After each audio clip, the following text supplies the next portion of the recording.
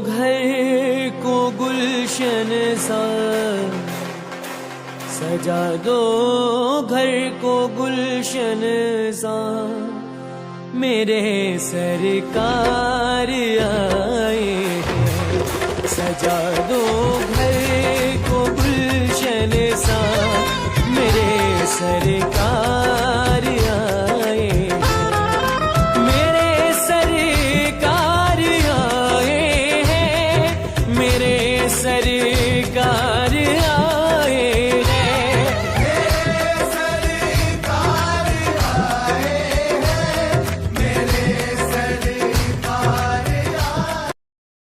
जय श्री राम, जय बागेश्वर धाम। देख सकते हो महाराज जी भोपाल पहुंच चुके हैं और महाराज जी भोपाल पहुंचकर मंत्रिमंडल में जो सहयोगी हैं माननीय लखन पटेल जी के निवास स्थान पर पहुंचे। वहां पर महाराज जी पहुंचकर संवाद भी किया और मंत्रिमंडल के अन्य नेता भी महाराज जी के दर्शन करने के लिए वहां पहुंचे हुए थे। महाराज जी वहां पहुंचकर सभी भक्तों से बातचीत की और महाराज जी ने वहां पहुंचकर संवाद भी किया, भक्तों को कुछ नई प्रेरणा दी महाराज जी ने वहाँ पर। तो आप लोग पूरा वीडियो जरूर देखना। वीडियो अच्छा लगे तो वीडियो को लाइक एंड चैनल को भी सब्सक्राइब कर देना। कमेंट में जय श्री राम, जय बागेश्वर धाम लिखना। चलिए वीडियो को करते स्टार्ट। हमारे अति प्रिय और बालाजी के परम कृपा भाज्य श्री लखन पटेल जी, उनकी विशेष इच्छा और हमको यहाँ से यात्रा करते हुए धाम पहुँचना था। चूँकि हम विदेशी धरती पर चीली गाड़ी से गए थे, इंडोनेशिया की कथा करके वापस आए। आज हमारे मन में एक बात आ रही, हम कहना चाहें।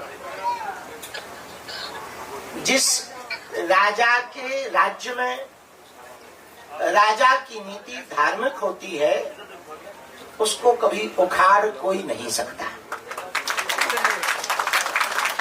अंगद जी ने लंका में जाकर के पैर जमा दिया और कहा कि जो हमारा पैर उठा ले, हम मानो सीता माता को हार गए। माता जानकी जी को दांव पर लगा दिया।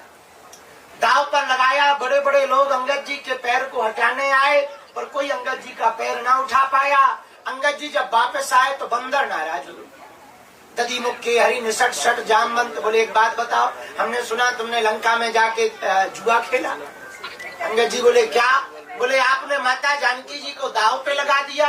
अंगद जी बोले, तुमने सही सुना, हाँ हमने दांव पे लगा दिया। तो बानर बोले, पागल हो क्या? मान लो कोई पैर उठा देता फिर? अंगद जी बोले, ये किंतु परंतु का काम तुम्हारा है, हम तो राम के भक्त हैं, हमें भगवान पर भरोसा है, हमारे में कोई किंतु परंतु नहीं है। भक्त के जीवन में किंतु परंतु नहीं होता। भक्त के जीवन में क्या क्यों किंतु नहीं होता।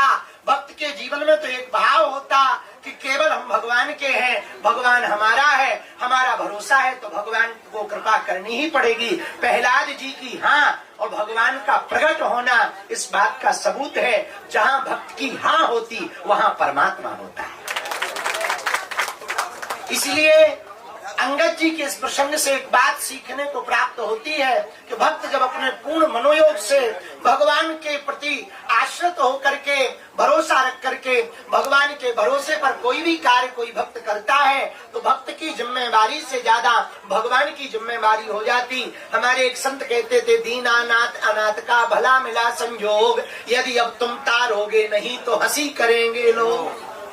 हे प्रभु, बड़ा अच्छा संयोग मिला, आप दीनानाथ हो, हम अनाथ हैं। अब यदि तुम हमारा तरन तारण नहीं करोगे तो लोग हंसी करेंगे कि इतने बड़े के भक्त बने थे, हलवा नहीं हो पाया। अच्छा, लोग हमसे पूछते, बाबा आप बताओ कैसे तुम ये मन की बात पढ़ लेते, दरबार लगाते, कैसे तुम अस्पताल का कार्य करवा रहे, कैसे तुम बेटियों का विवाह करवा रहे, कैसे तुम कथा कर लेते। अब उनको कौन बताए कैसे, हमने जाना ही नहीं। हम तो हनुमान जी का नाम लेके कह देते, वो उसको पूरा कर देते। हमें लगता ये स्वभाव यदि प्रत्येक भक्त के जीवन में आ जाए तो हमें लगता भगवान तुमसे दूर नहीं है। एक बात और मेरे पागलो याद रखना, तारा की ज्योति से चंद छिपे नहीं, सूर्य छिपे नहीं, बादल छाए, रंग चढ़ियो रजपूत छिपे ना, दाता छिपे ना, घर मांगन आए, चंचल नारी के नैन छिपे ना, प्रेम छिपे ना, पीठ दिखाए, और गंग कहे सुनो शाह अकबर, करम छिपे ना, भभूति लगाए। इसलिए आप कर्म को विचार करके करोगे, आज नहीं तो कल वो लौट करके आएगा। इसलिए प्रत्येक कर्म भगवत स्मरण के साथ यदि करोगे करेंगे तो हम दावे के साथ कह सकते हैं भगवान के घर देर है अंधेर नहीं है। अपना मान टले टल जाए पर भक्त का मान न टलते देखा। कभी कभी भगवान की लीला ऐसी होती है वो अपना मान भले ही टाल ले पर भक्त का मान नहीं टलने देते। इसलिए भोपाल के पागलों हम तुमसे यही कहेंगे तुम सदा सदा के लिए हनुमान दादा के आश्रित हो जाओ। वो अपना मान भले ही टलने देंगे पर तुम्हारा मान नहीं टलने देंगे।